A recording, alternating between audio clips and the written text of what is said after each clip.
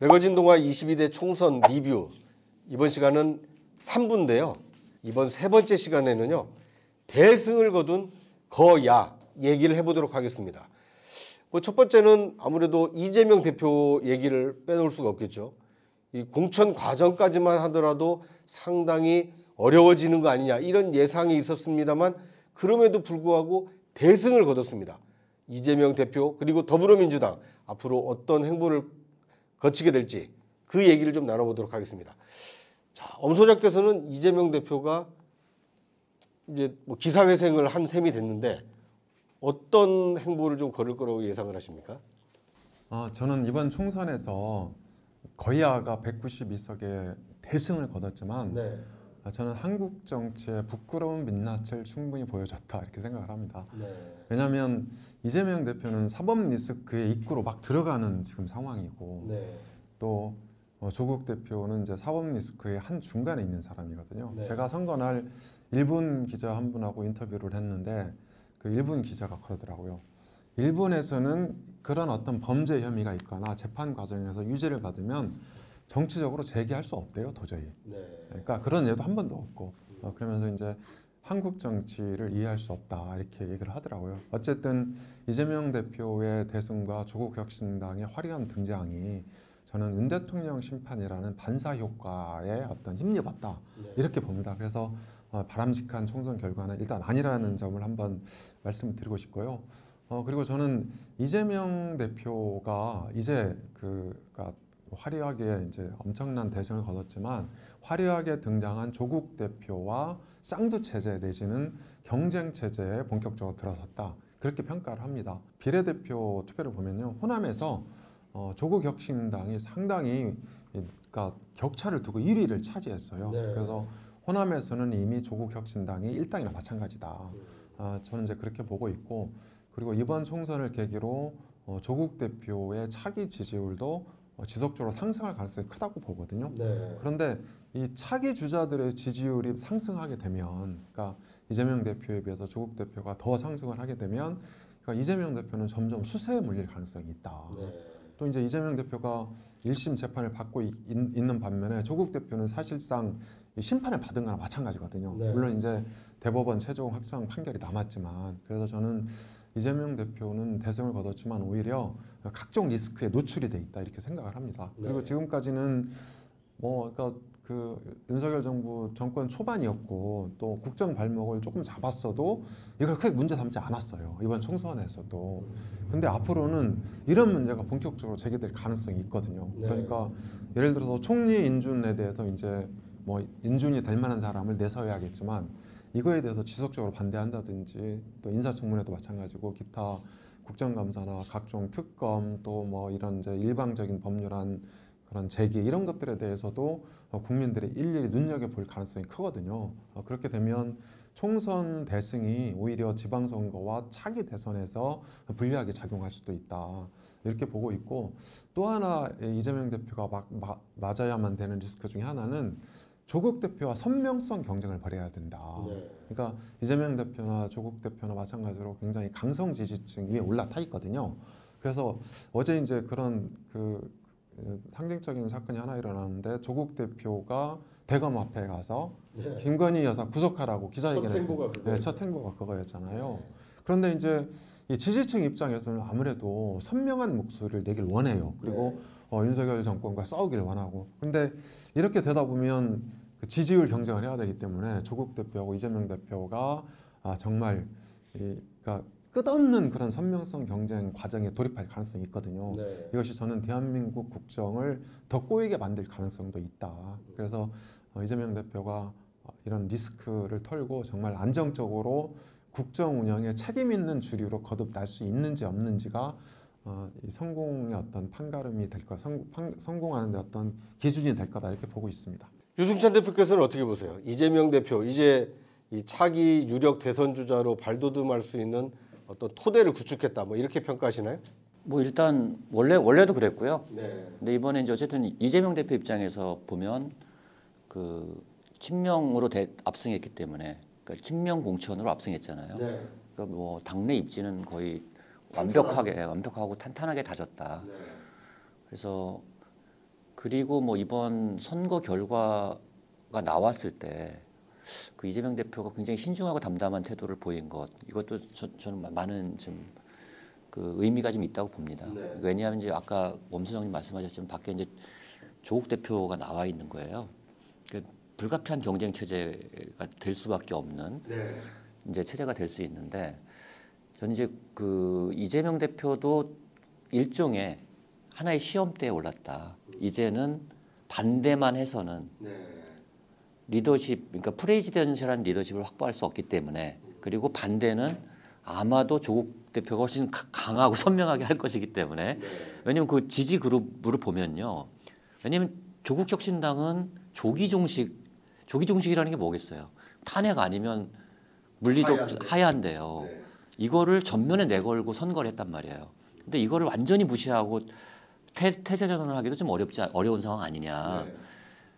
그러면 이 선명성 경쟁을 할 수는 없습니다. 제가 볼 때 이재명, 그러면 우리나라가 너무너무 혼란스러워지고요. 그러면 질서 정연하면서도 뭔가 지지층의 마음을 달랠 수 있는 그 카드가 뭐냐, 여기에 대해서 고심할 수밖에 없을 것이다.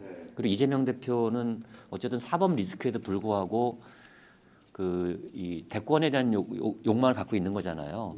저는 조국 대표는 이번 대선은 좀 어려울 거라고 봅니다. 어쨌든 이미 항소심까지 실형이 확정돼 있기 때문에 그게 뭐 또 물론 뭐 윤 대통령이 사면을 하면 또 뭐 할 수 있겠지만 그거는 이제 우리가 통제할 수 있는 영역이 아니기 때문에 현실적으로 보면, 근데 이재명 대표도 사법 리스크가 있다고 하지만 아직 1심이 끝나지 않은 상태고 그걸 단정하는 것은 저는 옳지 않다고 봅니다. 저는 무죄 추정의 원칙에 따라서 상황을 판단하는 게 맞고 대통령도 그런 인식을 가져야 된다. 그래서 야당 대표를 만나야 된다고 보는데, 그럼 이재명 대표의 고심은 그런 데 있을 거예요. 그럼 어떤 해법을 제시할 거냐 지금. 그것도 이제 동아일보에서 본 것 같은데, 제가 요즘에 동아일보 열심히 보는데 신동아도 좀 많이 봤죠. 아니 왜냐하면 요즘에 제가 조중동을 많이 보는 이유가 이 보수 오피니언 리더들의 판단이 앞으로 전국 흐름에 굉장히 중요한 조타수 역할을 할 수 있다고 보기 때문에 그래요. 근데 이제 어쨌든 이 거야인 민주당이 그 국정 앞으로 미래에 대해서 어떤 해법을 내놓을 거냐 하는 게 굉장히 중요하잖아요. 저는 이재명 대표의 고심은 거기 있다고 봅니다. 그냥 반대만 할 수 있는 상황이 아니에요 지금은. 거야를 줬기 때문에 국정 운영에 대한 책임도 상당 부분 가 있다, 이렇게 볼 수 있는 거죠. 저는 이 뭔가 큰 거시적인 뭔가가 좀 필요하다. 그러니까 가령 뭐 김건희 여사 수사 문제는 조국 혁신당이 선명히 가져가니까 희락을 하고, 여기는 좀 더 이제 좀 약간 프레지덴셜한 스탠스?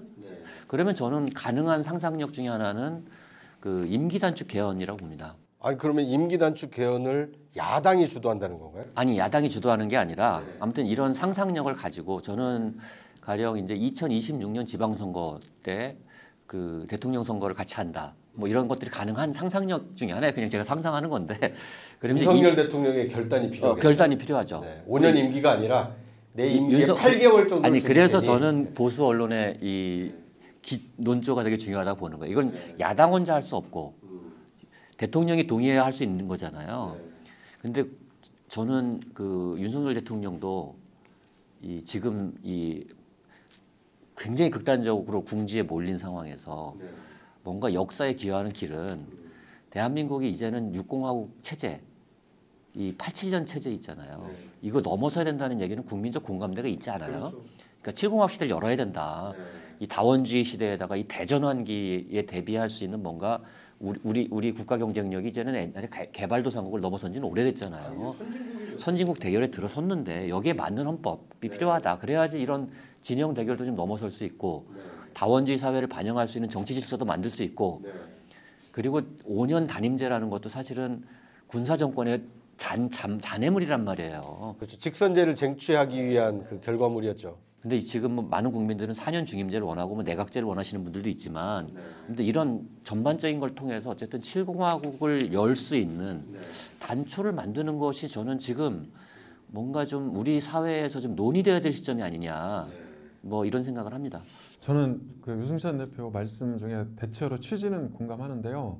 그러니까 몇 가지 좀 문제 제기를 하고 싶은 게 있어요. 그러니까 우선 첫 번째는 이게 그 임기 단축 건인데 과연 윤 대통령이 임기 단축을 수용할 수 있을지. 예를 들어서 2026년 지방선거가 6월에 치러질 거 아닙니까? 네. 6월에 치러질 건데 그러면 이제 거의 임기를 1년이나 단축해야 되거든요. 이런 상황에서 과연 그걸 받을 수 있을지. 그리고 이제 이재명 대표 사법 리스크는 저는 1심 판결이 굉장히 중요하다고 보거든요. 네. 그러니까 예를 들어서 1심 판결에서 그러니까 구속은 안 되더라도 유죄가 나온다. 그렇죠. 유죄가 나온다니까 뭐 한 5년 뭐 이런 식으로 유죄가 나온다면 이 유죄를 안고 차기 대선 경쟁에 뛰어드는 거에 대해서 국민들이 어떻게 바라볼지 네. 그리고 이것에 대해서 대통령과 여당이 어떻게 인식하는지 저는 이런 것들이 굉장히 중요한 요소 중에 하나라서 네. 그런 부분, 그러니까 임기 단축 문제는 이재명 대표의 사법 리스크에 대한 어떤 면죄부 이런 식으로 받아들여질 소지도 있다. 그래서 저는 굉장히 쉽지 않은 과제라고 보고요. 네. 그리고 이재명 대표가 지금 이제 뭔가 뭐 새로운 과제 7공화국이라든지 개헌이라든지 이런 이제 큰 과제가 큰 아젠다를 던져서 대통령하고 협상하고 뭐 그 좋은 어떤 중재안을 만들어내는 거에 대해서는 뭐 저는 좋다고 봐요. 좋다고 보는데 다만 야당의 차기 주자는 이를테면 이제 반윤석열, 반국민의힘의 어떤 대표성을 통해서 지금까지 정해져 왔다는 거죠. 네. 그러니까 조국 대표가 선명성을 내세워서 윤석열 정부와 각을 세우게 되면 지지율이 조국 대표 중심으로 재편될 가능성이 커져요. 네. 근데 야권 지지층 입장에서 볼 때 지지율 앞에 장사 없다. 저는 그렇게 생각하거든요. 이렇게 되면 이재명 대표가 새롭게 어떤 수세 국면에 접어들 수도 있다. 네. 그래서 이 선명성 경쟁이라는 유혹을 떨쳐버리기 쉽지 않다. 이런 측면도 있다고 봅니다. 그런 측면도 있습니다. 저의 상상이고, 근데 이제 그런 건 있어요. 그러니까 조국 대표의 사법 리스크는 현찰이고 네. 이재명 대표 사법 리스크는 어음이거든요. 예. 그래서 이 문제가 있어요. 그러니까 국민들도 현실적으로 뭐 그런 생각을 하게 될 거고 저는 그런데 이런 거 있는 것 같아요. 그냥 다 떠나서 정치적 의미를 떠나서 누군가 한 명은 국가의 미래를 걱정해야 된다. 그리고 그런 사람이 결국은 차기의 선택을 받을 것이다. 그런 측면에서 저는 그런 선명성 경쟁의 유혹을 좀 이번 기회에 좀 떨쳐버리고 뭔가 이 국가와 국민을 위한 정치를 좀 하자. 보수 진보를 떠나서 좀 한번 우리가 7공학 시대를 어떻게 열 것인가에 대한 그런 공론장을 한번 만들어 보는 것은 굉장히 큰 의미가 있지 않을까 뭐 이런 생각이 듭니다. 22대 총선 결과를 놓고 여러 가지 말씀들을 나눴는데요. 거야입니다. 말 그대로. 국정 운영을 원활하게 끌고 가기 위해서는 윤석열 대통령의 국정 기조 변화, 그리고 집권여당 국민의힘의 협조, 그리고 야당의 역할도 갈수록 더 중요해졌다. 이렇게 두 분께서 말씀을 해주셨습니다. 윤석열 정부 임기가 아직 3년이나 남았습니다.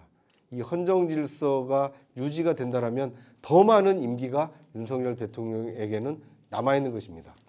거야의 어떤 발목 잡기 또는 비판에 국정이 표류하게 될지 아니면 지난 앞서 2년과 달리 윤석열 대통령이 국정기조를 과감하게 바꿔서 대화와 타협이라는 이 협치의 정치로 새로운 정치를 선보일지, 그리고 거야 총선에서 승리한 야당 대표 이재명 대표, 조국 그 혁신당 대표가 새로운 어떤 정치 패러다임을 보여줄지, 거기에 따라서 대한민국 국정이 표류할 수도 있고 또는 순항할 수도 있지 않을까 하는 예상이 듭니다.